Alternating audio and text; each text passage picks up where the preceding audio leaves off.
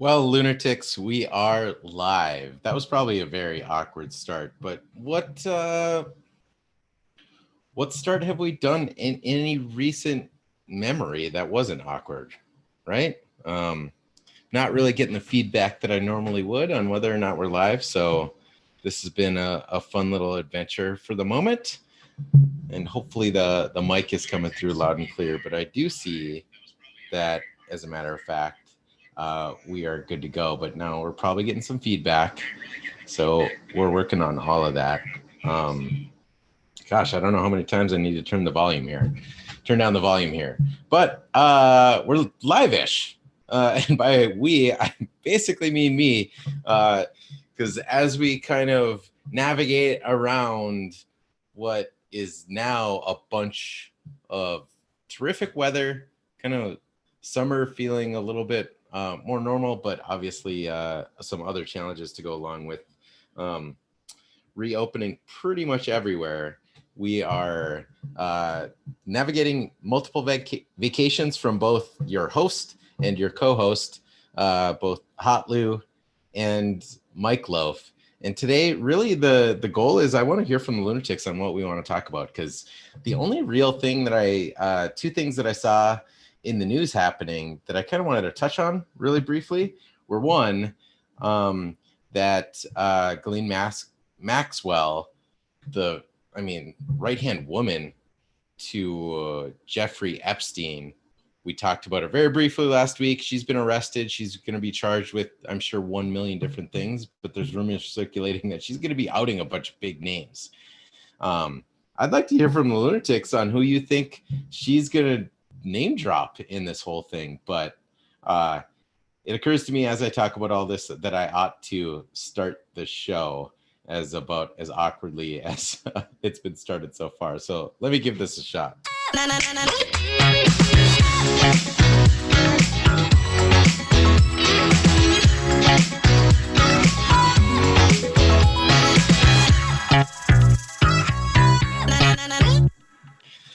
Welcome to hotlou Happy Hour. I am your host, Lou Abramowski, or somewhat randomly known as hotlou. This is normally where my co-host Mike Loaf introduced himself, and today it's just me solo, so it's going to be a brief show. But I want to hear from the Lunatics on what kind of things that you're hoping to hear about today, or hoping that we'll address on hotlou Happy Hour.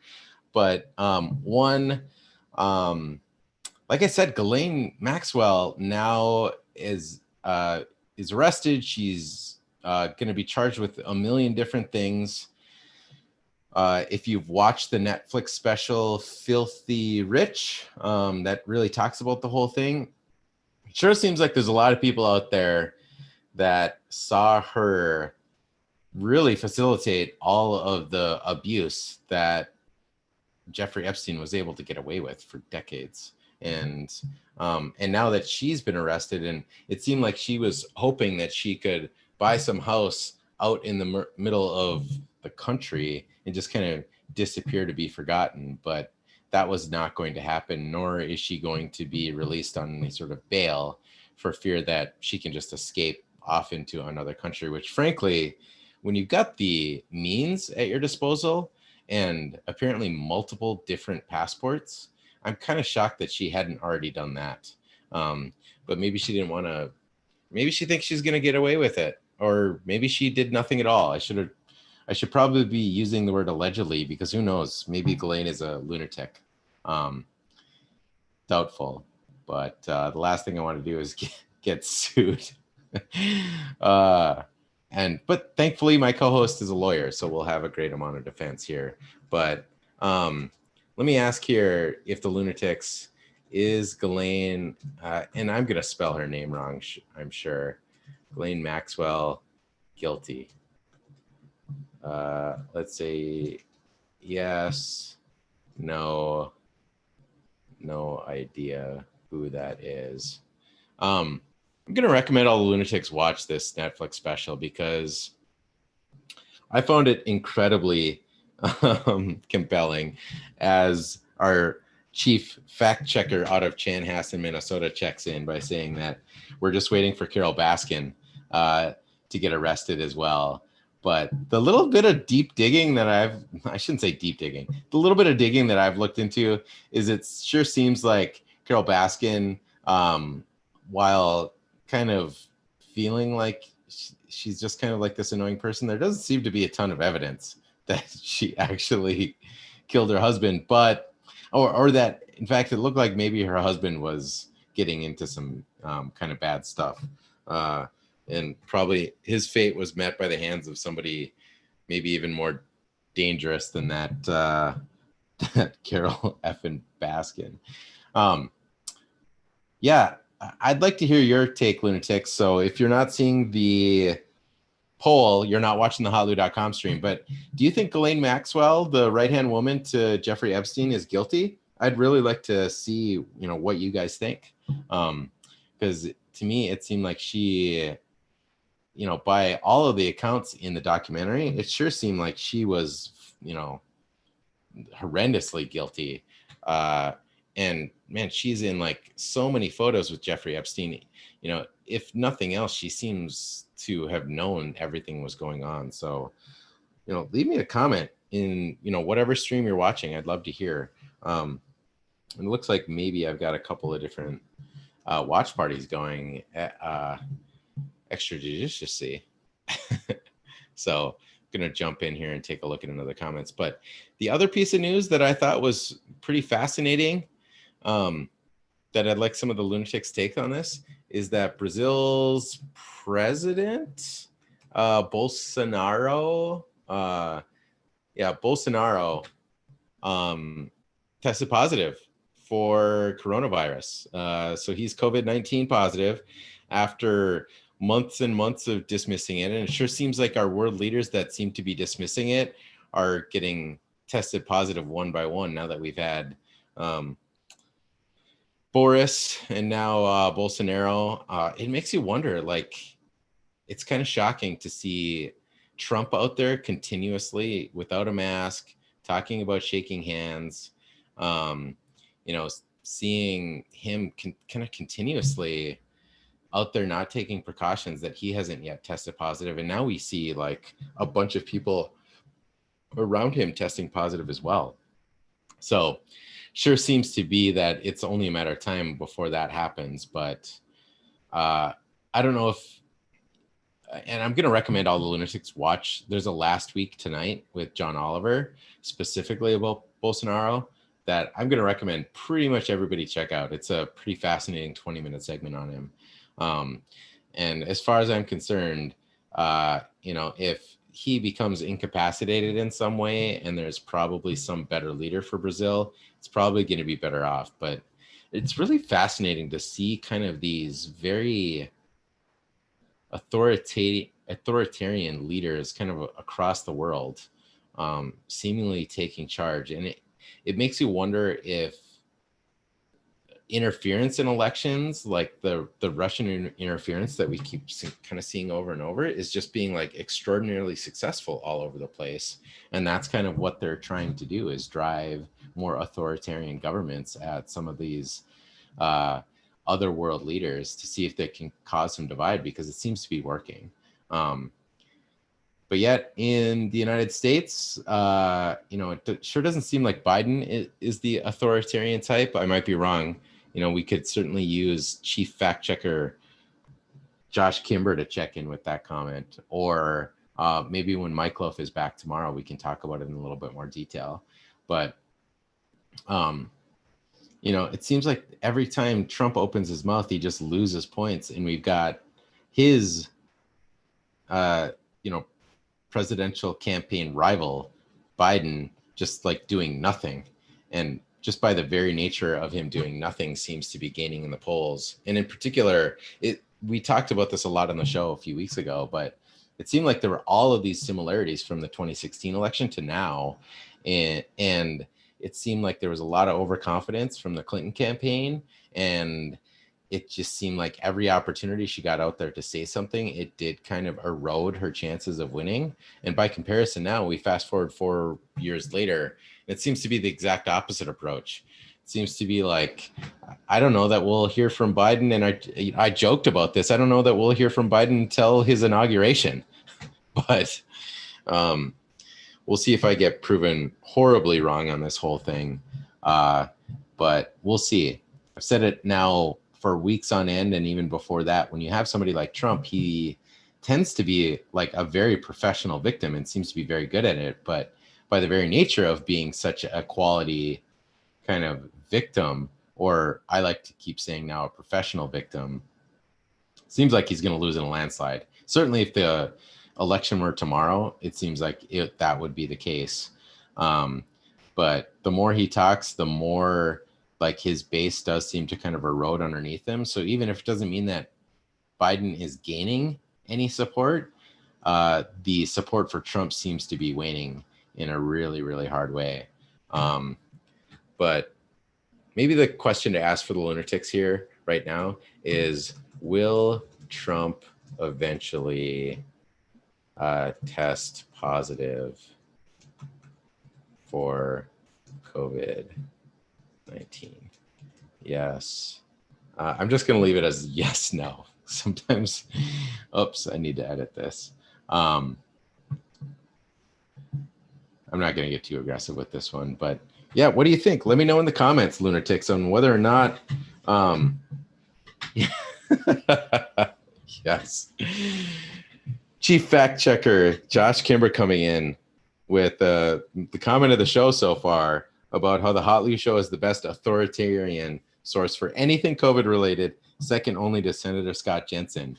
And that does remind me, Senator Scott Jensen appears to be under investigation. And maybe while we're talking about it here, and I'm going to put this poll up because it doesn't look like I did publish it. Senator Scott Jensen and fact checker Josh Kimber, we could use your comments here to let us know if you know exactly what it is. But it seemed like it was about competency, but it was this big long list of things that he could be investigated for. But remember, in some way, he's friends of the show. Senator Dr. Jensen was on the show very early on because he really was the person who popularized this idea that people were dying from COVID-19, or better stated, people were dying of unrelated illnesses, and the CDC was pressuring doctors to report it as a COVID-19 death. Well, after this came out, I did some digging and I looked at the CDC reports, and it's in the show notes from a long time ago, but there was really not that much pressure in there to do it. And the pressure itself was really about circumstantial evidence to just report on it so the CDC could start looking into things where there were hotspots. So in particular, what we were looking at was if somebody, let's say, overdosed on drugs and there was an opportunity for them to recover and probably would recover under other circumstances, if they had tested positive for COVID-19, they were putting a secondary cause of death as COVID-19 on the death certificate, but the primary one was still an overdose, or it was still the flu, or it was still cancer. So while COVID-19 was appearing on the death certificate, it wasn't listed as the primary one. And those totals were going into the total death count. But there were other things, like even if the person didn't test positive of COVID-19, there were other circumstances. For instance, if that person was known to be living in the household with somebody who did test positive of COVID-19. And remember, this was 3 months ago when the test was still not very accurate and they weren't sure about the specificity of the test, I'm forgetting the other term for it. But effectively, if you're looking at false positives and false negatives of the tests and prevalence of the test, meaning how many tests are really available, when you're looking at all of these different things, it's really important to gather data, even if it's circumstantial. And that's really what was happening there. And it wasn't really about creating misinformation and fear campaigns. It was about being able to track this stuff and try to stay ahead of it before we had the tools to track it. Well, now And it's worth noting here that as I look at the report here, Senator Scott Jensen is the person saying he's under investigation. So, it falls under another one of these very interesting potential conspiracy theories, because it doesn't look like any third parties are reporting that he's under investigation. So this could be another one of these things where he is missing some fact, because as I talked to Senator Scott Jensen, while I'm not a doctor and I asked him these very specific questions, he very clearly either totally misunderstood or didn't read the CDC guideline documents that he was misrepresenting, or he was deliberately misrepresenting them. And Loyal Lunatic here, Josh Kimber, says he's being investigated for two things. One, spreading misinformation about the death toll and providing reckless advice by comparing COVID-19 with the flu, which now we have enough information to know that both of those things are accurate.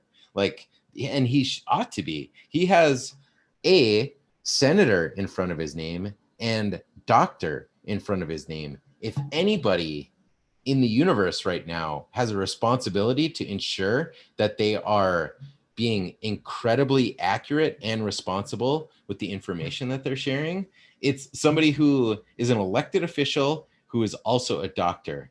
And based on the private conversation that I had with him, and I think for the Loyal Lunatics who saw the show, and we'll put the show back in the show notes if you want to watch it again, I wasn't really hard on him, but it was very, very clear that he didn't understand his own responsibility as a public health official and as an elected official in ensuring what he was sharing was very, very accurate. Nor did he really understand how what he was saying could be weaponized by people who didn't believe it. So frankly, I'm pretty happy to say, I'm really happy to see that he's being investigated, despite the fact that we had a pretty cordial conversation, because I think that what he did was irresponsible. And I think I said so much on the show, maybe not directly or as aggressively as that, but I still think what he said was wrong. And it's kicked off this conspiracy theory that has still persisted to today, where people are saying, and even Elon Musk said this on Joe Rogan's show, that people are dying from car accidents and on their death certificate it says COVID-19. And I haven't seen a single example of that. And let me tell you, I've looked everywhere for somebody who died in a car accident that has COVID-19 as the primary cause of death on their death certificate. It is not happening. And I urge any lunatic out there to show me multiple death certificates where that's happened. Because if it's genuinely happening and it's inflating the death count, we would have to see it in the hundreds or thousands. And we'd probably be seeing journalists be publishing it all the time because families would be doing it, and we're not seeing it anywhere. All right, I have to check in here with one of our loyal lunatics here. Not going to feel pressure to be with people not saying he's interesting. Yeah, I think what Loyal Lunatic Carl here is saying is really that it's going to be interesting to see whether or not Biden will, as he makes more and more public appearances, is going to be wearing a mask in those public appearances. I haven't seen it yet. I've seen a couple of scenarios with him with a mask and without it. And I'll tell you that I think one of the funniest theories that I've seen out there so far in terms of Trump wearing a mask or not is that, it sure seems like Trump wears makeup. And one of the theories is that people think if he puts on the mask, at some point the makeup is going to rub off on the mask. And that's one of the reasons he won't do it in public. So maybe that's another thing that we need to ask the lunatics here. So we'll show this result here, but let's see. Do you think Trump refuses to wear a mask for fear of his makeup rubbing off on it? Yes, no, he wears makeup. I'd be curious. Leave a comment if you're not actually seeing the the polls show up in your feed here, because you might be watching on, instead of the hotlou.com stream, you might be watching on one of the watch parties. I'd love to hear if you think that the reason Trump's not wearing his mask is for fear of the makeup wearing off onto the actual mask. But yeah, Josh Kimber, you make a really good point. Is why would Biden need to do any campaigning? And that's kind of where I was kind of getting at, is like, we might not see him until very, very late. And I'm pretty curious to see if anything happens with the debates, on whether or not the debates are really going to end up being are going to end up canceled, or they're going to end up being remote or not in real time. Because I think if Biden ends up at a debate with Trump, Trump's gonna walk all over him, and that's the only real opportunity I see is right between now and, well, not the only opportunity. I think there's 3 opportunities for Trump to make a comeback. One is that somehow, some way, a vaccine is both confirmed, manufactured, and being out there safely somehow, some way, despite all the evidence and science to the contrary that it can be done before the election. 2 is somehow, some way we reopen because there's some other mechanism, like a therapy or a vaccine or whatever, that, or somebody invents a brand new type of mask that only filters coronavirus and you can breathe through it and it's invisible. Some other crazy things like that, where it would reopen the economy and some other crazy thing would end up happening, where the economy just takes off, everybody's safe, everybody's happy, and it feels like we're living normal life again. And then the other opportunity is the debates happen as normal, and Trump, as you would expect, just kicks the crap out of Biden. Kind of like he did against Clinton. You might not agree that when Clinton and Trump were debating, that the facts mattered. Like when he dropped the nasty woman thing on Clinton, and when he dropped that whole, yeah, because you'd be in jail thing. I mean, I think he won the election on like 2 of those little comments right there. Is just seeing even how she reacted. And she, as a seasoned politician handling all of those things, that she got kind of walked all over by that stuff. I don't think Biden has a chance based on the little stuff that we're seeing from Biden right now. Yeah, I think loyal lunatic here, Carl Doji, has a really good point that he doesn't think that Biden will be able to stop himself from campaigning. And it's curious. I think at this point, maybe there's a mix here. There's a fair amount of pressure for Biden to knock out in public because of all of the pressures of COVID-19, but there's also probably added benefit of seeing Trump just bungle every single opportunity he has to earn any sort of trust back from the public. Those 2 things are pushing Biden from not making nearly as many public appearances. But then, to Carl's point here, I don't know how much longer this can go on. If Biden's serious about wanting to become president, he's going to have to make public appearances, and who knows if he can even stop himself from making them for, somebody who wants to actually pursue the highest office in the land. That you have to imagine that they want to be out there and tell weird stories about light hair on his legs in a pool, which you have to look up if you haven't seen that very, very bizarre video of Biden. But I think we can all admit that we've got yet another election with 2 awful candidates. One that I haven't gotten a chance to talk on the show about, Noam Chomsky, has really made a compelling case that Trump is the most dangerous person who's ever lived. And on the other hand, we've got this kind of like guy that I don't think a lot of people have faith in can actually be a good president. So I think we're all really hoping he picks a great vice president. But, I probably said something that made people kind of freak out, like that Noam Chomsky, kind of like a modern philosopher, has been making the case that Trump is the most dangerous person to have ever lived. And I was very compelled by the interview. And I think it was, and we'll put this in the show notes, but no, I think it was Vanity Fair. Let me look it up here.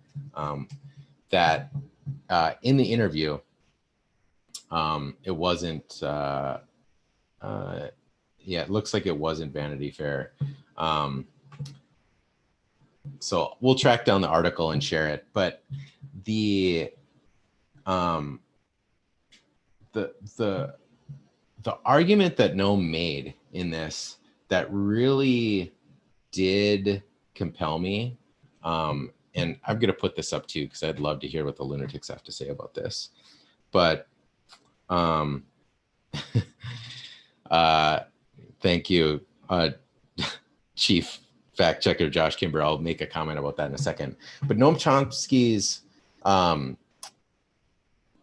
point about Trump being potentially the most dangerous person who ever lived was that bungling COVID was obvious, right? I think, apart from the like hardcore Trump supporters out there, most people realize that, it's not an accident that we're like, Florida hit 40,000 positive tests in 2 days.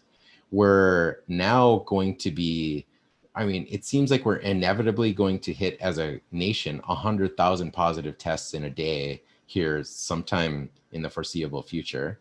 Things are going to be really bad, one way or another. Hopefully, some of the things that Mike and I have talked about with the younger people kind of quarantining themselves against some of the older people and the older people staying away from some of the younger people, and that happening organically might save a lot of lives. So we can kind of hope for that, but there's almost no chance, given what we've seen with infectious diseases and pandemics in the past, that there won't be some sort of therapy or some sort of vaccine in the foreseeable future that does manage this to some degree. Now, we're still there 100 years later with the flu, right? We're still looking for some sort of vaccine for the flu. We are able to create vaccines on an annual basis as the flu is able to very, very rapidly evolve, and that stops scientists from making a universal vaccine. However, we're trying to get a guest on the show who is working on a universal flu vaccine, and they've made tremendous progress where now in the future, even though we're talking about another pig flu or another swine flu potentially around the corner for next year, if we came up with some sort of universal flu vaccine that would prevent these evolutions or these genetic mutations that prevent a new flu from being stopped from the vaccine, it seems almost impossible that we won't see a therapy or a vaccine emerge to manage the pandemic for COVID-19. So it's not going to go away, but it's going to become manageable sometime in the future. But what Noam Chomsky's point about Trump is that the unimaginable damage from climate change and the regression that we've seen over the last 4 years with Trump being a president is going to cause damage that humanity has never seen. And I have to say that these last 2 or 3 summers, I would like to hear from the Lounatics on whether or not you think is Trump the most dangerous person to have ever lived? Yes, no, it's debatable. Okay, we're gonna put that one in the question here too. But if, as we have come to learn, that with climate change, some of the stuff is going to become irreversible, or at least it won't be reversible with any sort of kind of within any of our lifetimes. So we might be looking at damages that we don't have time to correct, and we won't ever be able to correct them. And the United States' role in this whole thing and the president's role in this whole thing could cause these like irreparable harm to humanity that will last generations, or not generate, like a millennium is scary to think about, because that stuff will not go away. And it's kind of insane the amount of progress we did make over, even within the Clinton administration, within the Bush administration, and then of course in the Obama administration. We made progress in almost all of those things, actually dating back to Reagan and a bunch of the stuff that happened with the ozone layer in the 80s.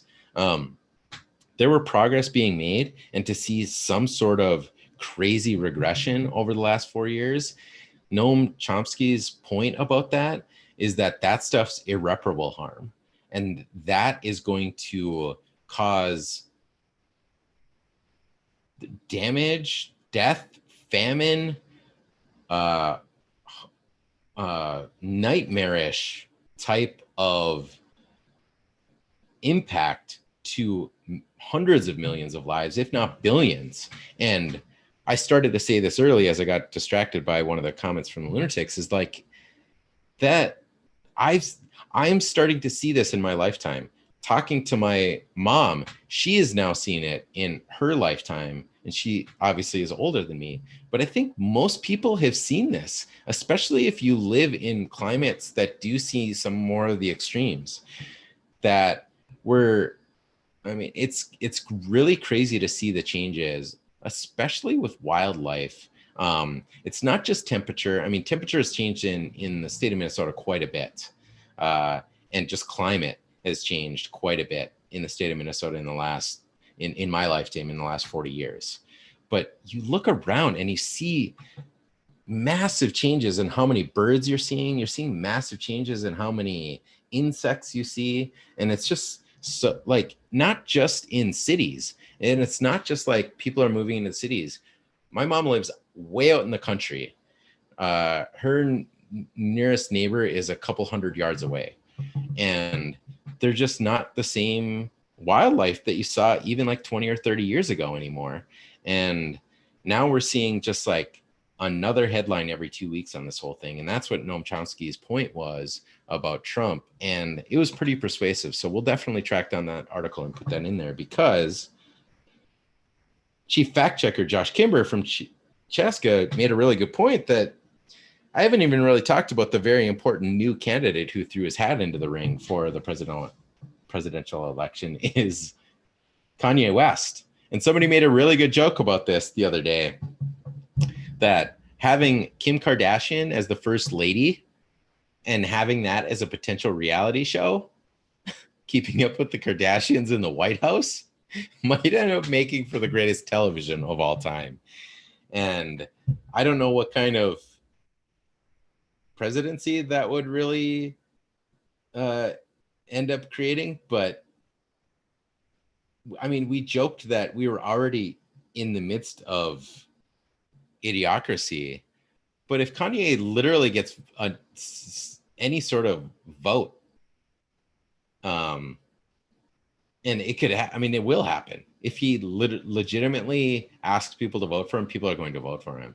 And it is terrifying that is going to look like President Camacho from Idiocracy. I mean, it's like, I don't know that there's any difference between a rap star and a pro wrestler in this context. Like, it's already crazy enough to have Trump, but in some ways, at least Trump had actually been at the head of some sort of organization. Not that he did a good job at it in virtually almost all of the cases, but it's full on idiocracy if Kanye West is legitimately wanting to get votes and is delusional enough to think that he could be president. But he's already said that he's the next Steve Jobs, so I think we have to believe him. Yeah. Oh man, Lounatics, you've been firing up the chat. I love the chat. I just can't get through all of it. Hosting the show alone today, but I think we're gonna wrap up here. This has been enough stream of consciousness for a good nearly 40 minutes. But thanks everybody for all of the participation, because today's show was really kind of all about just kind of being all over the place and letting the Lounatics drive the conversation. But yeah, leave a comment. Let me know. And like I said, the likes and the comments and the shares help the show out way more than you realize. So, feeling like you want to participate in some of the polls, even if you don't see the polls, you can leave comments. That helps a lot. Any likes, comments, shares helps a lot. And I'll say it again, we're publishing on YouTube, and a couple of the YouTube videos are kind of taken off. So hop over there, subscribe, you can watch the show either live or on a restream. And sometimes it can be easier to find the videos over there too. And we're working out another schedule, but I imagine, as it's kind of sad to say, but summer in a week will be kind of half over. I imagine we'll start looking a little bit more like a regular schedule as summer kind of comes to a close, and hopefully we feel like the show gets a little bit normal. And I lost my concentration here as loyal lunatic Jonathan Algren said the VP for Kanye West should be Taylor Swift. And at that point, it would just be awesome to have a vice presidential debate and have Kanye just run in with Taylor Swift there and interrupt her and let her know that he's going to let her finish. I think that could be,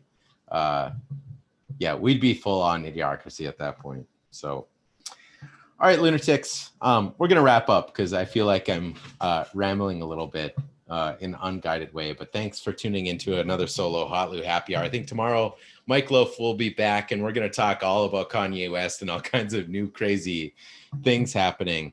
So thanks again, Lounatics, for tuning in today on a Lousday for a Hotlou Happy Hour. I'll talk to you tomorrow. I'm your host of Hotlou Happy Hour, Hotlou.